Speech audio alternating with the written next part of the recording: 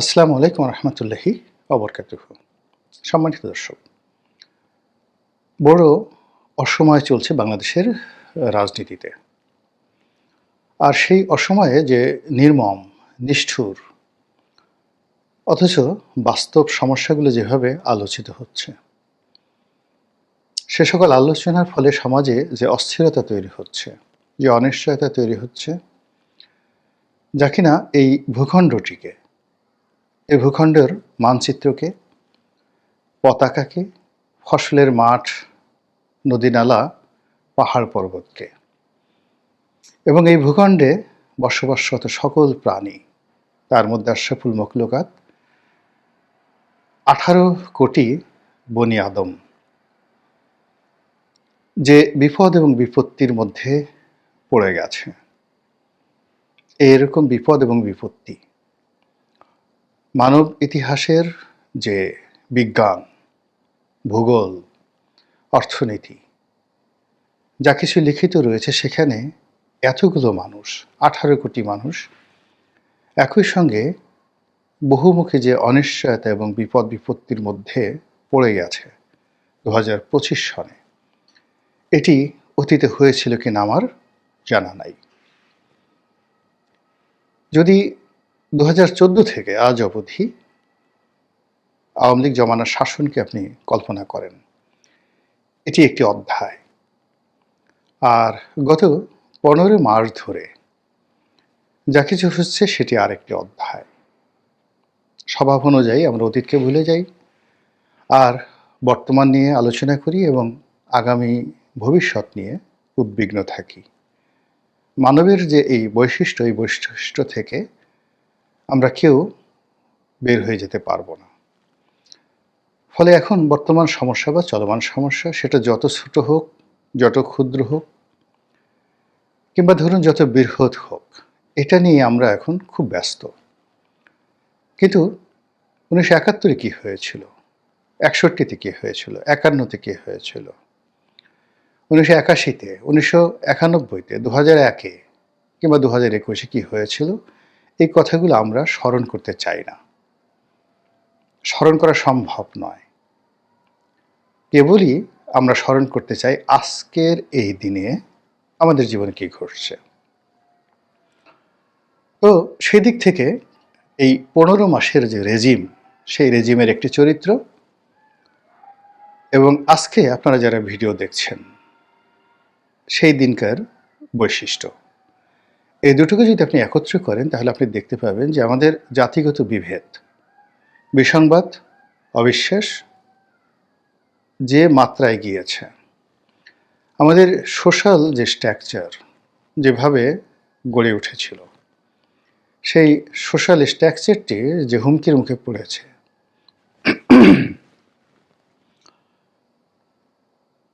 সেই অবকাঠামোটি যেভাবে এখন ঝাঁকুনির মধ্যে পড়েছে, এটি আমার জীবদ্দশায় আমি কখনো দেখিনি। সম্মানিত লোক, মুরব্বী, ধনী, দরিদ্র, বিভিন্ন শ্রেণী পেশার মানুষের মধ্যে যে বন্ধন, পারস্পরিক যে শ্রদ্ধাবোধ, বিশ্বাস এবং আস্থা ছিল, সব ভেঙে চুরে চুরমার হয়ে গেছে। প্রচণ্ড নিষ্ঠুরতা নিয়ে আমরা একে অপরকে আক্রমণ করে চলেছি, বেইজ্জতি করে চলেছি। মানবকে দানব বানানোর কিংবা অমানুষকে দেবতা বানানোর যে উল্লম্ফন আমাদের এখানে তৈরি হয়ে গেছে, এটা কবে শেষ হবে তার আগেই প্রতিদিন নিত্য নতুন নাটক তৈরি হয়ে গেছে। আমরা গত ১৪-১৫ মাস ধরে আরেকটি ১-১১, আরেকটি ২-১১ বা ওই যে কুখ্যাত 111 রয়েছে, সেটার আদলে আরেকটা নতুন ব্যবস্থা আসতে যাচ্ছে। -2 থিওরি, যেটি ২০০৬ সনে ভীষণ রকম কুখ্যাতি অর্জন করেছিল, রাজনীতিবিদদের জীবন তছনছ করে দিয়েছিল, সেই রকম একটি নমুনা আমরা দেখতে পাচ্ছিলাম যে আবার নতুন করে এসেছে। আমরা বলে আসছিলাম যে মার্কিন আধিপত্যবাদ, সাম্রাজ্যবাদ, এটি মাথাচাড়া দিয়ে উঠছে। আমরা দক্ষিণপন্থা গ্রুপ বলতে যেটি বোঝাই যে ধর্মীয় আধিপত্যবাদ, ধর্মীয় গোঁড়ামি এবং যাকে বলা হয় ফান্ডামেন্টাল যে মেন্টালিটি, উগ্রবাদ, এটি ক্রমশ বেড়ে যাচ্ছে। এই কথাগুলো গত 14 মাস যাবৎ আমরা বলে আসছি। আজকের এই দিনে সেটি কোন অবস্থাতে আছে এবং আপনি নিজেকে কতটা নিরাপদ মনে করছেন, এ রাষ্ট্র সম্পর্কে আপনার স্বপ্ন, সুখ, স্বাদ, আহ্লাদ কোন পর্যায়ে আছে সেটা আপনার ব্যক্তিগত বিষয়। কিন্তু দেশের আপামর সাধারণ জনগণ যে ভালো নেই আমরা প্রায় প্রতিদিনই দেখতে পাচ্ছি সামাজিক মাধ্যম, গণমাধ্যম এবং সংবাদ মাধ্যমের খবরে। কোন একটি সংবাদ, কোন একটি ঘটনা কিংবা কোন একটি ফ্যাক্ট, যেটিকে বলা হয় বাস্তবতা, এটির ধারাবাহিকতা রক্ষা করা যাচ্ছে না। কি নির্বাচন, কি সংস্কার, কি বর্তমান ডক্টর ইউনূস সাহেবের যে সরকারের কার্যকাল, মেয়াদ, কিংবা অন্য যা কিছু রাজনীতি সংক্রান্ত, তারেক রহমান সাহেবের আগমন, খালেদা জিয়ার সুস্থতা, আওয়ামী লীগের পতন, শেখ হাসিনার বিচার, কিংবা রিফাইন্ড আওয়ামী লীগ, রাজনৈতিক ঐক্য, এনসিপির ভবিষ্যৎ, মানে যা কিছু খুব আলোচনা হচ্ছে। এর মধ্যে সামাজিক মাধ্যমের অনেক হিরোর উত্থান, অনেক হিরোর পতন, নতুন নতুন হিরোর উত্থান, নতুন নতুন হিরোর পতন। সমাজে যারা কথা বলেন, শব্দ তৈরি করেন, যে ইনফ্লুয়েন্স তৈরি করেন, সোশ্যাল ইনফ্লুয়েন্সার, গত 14 মাসে 14টি সেট পরিবর্তন হয়ে গেছে, হারিয়ে গেছে। কেউ নেই, নতুন কেউ আসছে, মানুষ আর বিশ্বাস করতে পারছে না। ঠিক এমন একটি অবস্থাতে আবার নতুন করে আওয়ামী লীগের নাম আসছে, নতুন করে বিএনপির নাম আসছে, নতুন করে তারেক জিয়ার নাম আসছে, নতুন করে জয়ের নাম আসছে এবং নতুন করে আবার 11-র কথা আসছে এই গত কয়েকদিন ধরে। প্রসঙ্গটা শুরু করেছিলেন আওয়ামী লীগ সভানেত্রী শেখ হাসিনার পুত্র জনাব সজীব ওয়াজেদ জয় তার একটি সাক্ষাৎকারে, যেটি তিনি দিয়েছিলেন বিবিসি বাংলার সঙ্গে। নানা কথা তিনি সেখানে বলেছেন এবং সে সকল কথার মধ্যে একটি উল্লেখযোগ্য কথা ওই সময়টাতে যখন তিনি বলেছিলেন তখন সেটি গুরুত্ব পায়নি। তা ছিল এরকম: আওয়ামী লীগ এবং বিএনপি এ দুটো দলের শীর্ষ পর্যায়ের যে নেতৃত্ব, এটি পরিবর্তন করার জন্য চাপ প্রয়োগ করা হচ্ছে, চেষ্টা করা হচ্ছে, এবং তাও আবার দেশের বাইরে থেকে। তিনি স্পষ্টভাবে বলেন এটা কি ইউরোপ থেকে নাকি আমেরিকা থেকে নাকি ভারত থেকে, কিন্তু তিনি যেটি বলেছেন যে আওয়ামী লীগের নেতৃত্ব পরিবর্তনের যে চাপ আছে দেশের বাইরে থেকে, একই চাপ বিএনপির উপরও আছে।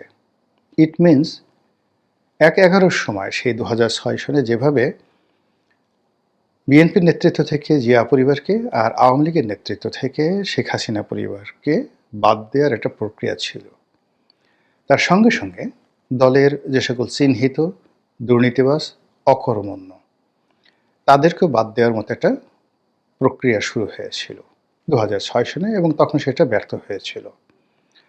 এখন যারা সরকার পরিচালনা করেছেন বা করে চলেছেন তাদের কেউ কেউ সেই প্রক্রিয়ার সঙ্গে সরাসরি যুক্ত ছিলেন এবং তারা ব্যর্থ হয়েছিলেন সেই সময়টিতে।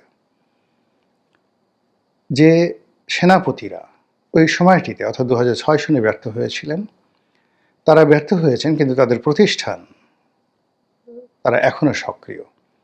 ফলে ওই কাজগুলো তখন রাষ্ট্রীয় মদতে হয়েছিল, ফলে রাষ্ট্রের বিভিন্ন তোষাখানাতে ওই সময়ের যে দলিল দস্তাবেজ রয়েছে, পরাজয়ের দলিল রয়েছে, সে সকল দলিল অধ্যয়ন করে এখনকার কেউ যদি সেই পরাজয়কে আবার বিজয়ে রূপান্তর করার চেষ্টা করেন, আমি তো আশ্চর্য হব না। যেটা বলছিলাম, সেই 11-র সময়টিতে যা কিছু হয়েছিল সেটি আবার নতুন করে এই সময়টিতে শুরু হচ্ছে বলে আমরা যেটা বলে আসছিলাম সেটিকে আবার সিল মেরে দিলেন জনাব সজীব ওয়াজেদ জয়। আর সজীব ওয়াজেদ জয়ের এই বক্তব্যের ধারাবাহিকতায় পরবর্তীতে প্রকৃতিতে যে ঘটনা ঘটল, বেগম জিয়া হঠাৎ করে অসুস্থ হয়ে পড়লেন। যার অসুস্থতা নিয়ে নানা রকম কথা আছে। এর কারণ হলো বিএনপির মধ্যে ভারতের দালাল আছে, আমেরিকার দালাল আছে, বর্তমান সরকারের দালাল আছে, সেনাবাহিনীর দালাল আছে। নানা রকম ট্যাগ বিএনপি বিরোধী যারা লোকজন রয়েছেন তারা করে যাচ্ছেন। বিএনপির মধ্যে একাধিক গ্রুপ, উপগ্রুপ তৈরি করার জন্য কেউ বা ভারতপন্থী, কেউ বা মার্কিনপন্থী, কেউ বা তারেকপন্থী, কেউ বা খালেদাপন্থী, এরকম নানা রকম ট্যাগ দিয়ে এই দলটির মধ্যে বিভক্তি সৃষ্টির নানা রকম তৎপরতা চলছে গত 14 মাস ধরে। এরই মধ্যে বেগম জিয়া অসুস্থ হয়ে পড়লেন এবং এখন তার অসুস্থতা চরমে। আমরা কেউ বলতে পারছি না যে তিনি সুস্থ হবেন এবং স্বাভাবিকভাবে ফিরে আসবেন। সবাই বলার চেষ্টা করছে দুটো কথা। কেন তিনি এই অসুস্থ শরীর নিয়ে ক্যান্টনমেন্টের অনুষ্ঠানে গেলেন, অর্থাৎ সেনাবাহিনীর যেটি সশস্ত্র বাহিনী দিবস ছিল, এখানে তাকে কেন নেওয়া হলো, কারা পাঠালো, এবং তিনি সেখানে গিয়ে এই যে অসুস্থ হলেন তার পরের দিনে তাকে হাসপাতালে নিতে হলো এবং এখন কি অবস্থায় আছেন কেউ জানে না। আর এই ঘটনার সূত্রে সবাই এখন বলার চেষ্টা করছে কেন তারেক জিয়া আসছেন না। এটা একটা কাজ হলো? এটা কী ধরনের কথা? একমাত্র সন্তান, জীবিত সন্তান, তিনি তার মেয়েকে নিয়ে, অর্থাৎ কন্যাকে নিয়ে, তার স্ত্রীকে নিয়ে প্রবাসে আছেন, সুখে আছেন, শান্তিতে আছেন, রাজার হালতে আছেন। আর তার মা এখানে একা একা যে অসহায় দিন যাপন করছেন। তিনি পুত্রের হাতে স্পর্শ পাচ্ছেন না, নাতনির হাতের স্পর্শ পাচ্ছেন না, এমনকি পুত্রবধূকেও তিনি দেখতে পাচ্ছেন না। এটা একটা কথা হলো? এ কিসের রাজনীতি, এ কিসের মানবতা? যাদের মধ্যে পারিবারিক ফেলোশিপ নেই তারা কি করে জাতিকে সেবা করবে? এভাবে নানা রকম ন্যারেটিভ তৈরি করে বিএনপি এবং তারেক রহমান সাহেবকে নাস্তানাবুদ করে ফেলা হচ্ছে। আর তারই জবাবে জনাব তারেক রহমান সাহেব যে বক্তব্য দিয়েছেন, হৃদয় বিদারক বক্তব্য, যে তার যে আগমন বাংলাদেশে প্রত্যার্পণ বা প্রত্যাবর্তন, এটির ক্ষমতা, কর্তৃত্ব তার ইচ্ছার উপর নির্ভর করে না। এখানে বহু পক্ষ জড়িত। মুহূর্তের মধ্যে সব কিছু তছনছ হয়ে গেছে এবং সকল রাজনৈতিক হিসাব উলটপালট হয়ে গেছে এবং সবাই তখন এই জনাব তারেক রহমান সাহেবের এই যে সাম্প্রতিক বক্তব্য, এই বক্তব্যের সঙ্গে বিবিসি বাংলার সাথে মিস্টার জয়ের, সজীব ওয়াজেদ জয়ের যে বক্তব্য, এটার একটা অন্তর্মিল খুঁজে পেয়েছে। আর সেই অন্তর্মিলের সূত্রে এখন ১/১১ সময়টিতে যেভাবে বিএনপি এবং আওয়ামী লীগের সম্মিলন হয়েছিল এবং যেভাবে এরশাদ জামানাতে বাধ্য হয়ে বিএনপি এবং আওয়ামী লীগ এক টেবিলে বসেছিলেন এবং বেগম খালেদা জিয়া এবং শেখ হাসিনা পাশাপাশি বসে জাতির উদ্ধারে, জাতির কল্যাণে তারা রাজনৈতিক পরিকল্পনা গ্রহণ করতে বাধ্য হয়েছিল, সেরকম একটা পরিস্থিতি কি এখন অনিবার্য হয়ে পড়েছে যখন আওয়ামী লীগ এবং বিএনপি যদি একত্র না হয় এবং কাঁধে কাঁধ না মিলায়, তাহলে হয়তো এই দুটো দলই হারিয়ে যাবে। ফলে এই দুটো দলের মধ্যে যদি বন্ধন হয়ে যায়, এই দুটো দলের মধ্যে যদি বন্ধুত্ব হয়ে যায়, সজীব ওয়াজেদ জয় এবং তারেক রহমান সাহেবের সঙ্গে যদি যোগাযোগ হয়ে যায়, এমনকি বেগম জিয়ার সঙ্গে শেখ হাসিনার যোগাযোগ হয়ে যায়, তাহলে কি হবে? এসব বিষয় নিয়ে তুমুল আলোচনা চলছে। এই সকল আলোচনা যখন তুঙ্গে, তখন দেশবাসীর দৃষ্টি এখন সেই এভার কেয়ার হাসপাতালে, যেখানে বেগম জিয়া অসুস্থ অবস্থায় আছেন। ঠিক সেই সময়টিতে ডিজিএফআই অফিসে কি হচ্ছে, ক্যান্টনমেন্টে কি হচ্ছে, বঙ্গভবনে কি হচ্ছে, গণভবনে কি হচ্ছে, গণভবন তার এখন নেই, মানে যমুনাতে কি হচ্ছে, তারপর মন্ত্রীপাড়ায় কি হচ্ছে, কূটনীতিবিদদের যে অঙ্গন, সেই যে ডিপ্লোম্যাটিক জোন, সেখানে কি হচ্ছে, কি হচ্ছে রাওয়ালপিন্ডিতে, কি হচ্ছে দিল্লিতে, কি হচ্ছে ওয়াশিংটনে বা পেন্টাগনে, ইত্যাদি বিষয়গুলো নিয়ে ভীষণ রকম আলোচনা হচ্ছে। আর দেশের রাজনীতি এখন উড়াল দিয়ে সারা পৃথিবী ঘুরে বেড়াচ্ছে, কখনো লন্ডনে, কখনো পেন্টাগনে, কখনো দিল্লিতে, কখনো কাতারের রাজধানী দোহাতে, কখনো তুরস্কের রাজধানী আঙ্কারাতে, সেখান থেকে আবার ব্যাংকক, সিঙ্গাপুর, দুবাই হয়ে চলে যাচ্ছে সেই যে সৌদি আরবের রাজপ্রাসাদে। এভাবে যদি রাজনীতির ঘূর্ণিপাক হয়, তাহলে ভোট কোথায়? ভোটারই বা কোথায়? রাজনীতিবিদরা কোথায়? আমাদের কি ক্ষমতা আছে? শুধুমাত্র সাফার করা ছাড়া বা দুর্ভোগ দুর্দশা পোহানো ছাড়া। মহান আল্লাহর কাছে সাহায্য চাই। আমরা পথ হারিয়ে ফেলেছি। আমরা অকৃতজ্ঞ হয়ে পড়েছি এবং আল্লাহর দেয়া একটা নেয়ামত আমরা শুধুমাত্র অস্বীকার করিনি, অপমান করেছি। এজন্য অনেক আসমানি বালা মুসিবত আমাদেরকে পাকড়াও করে ফেলেছে। এই দুর্বিষহ অবস্থা থেকে পরিত্রাণের জন্য সেই সত্তার সাহায্য এবং আশ্রয় প্রার্থনা করছি, যিনি আমাদেরকে সৃষ্টি করেছেন, যিনি আমাদের জীবন দিয়েছেন, আমাদের মৃত্যুর মালিক এবং আমাদের শেষ দিন বিচার দিনের মালিক এবং জান্নাত জাহান্নামের ফয়সালাকারী। আসসালামু আলাইকুম রহমতুল্লাহি ওয়া বারাকাতুহু।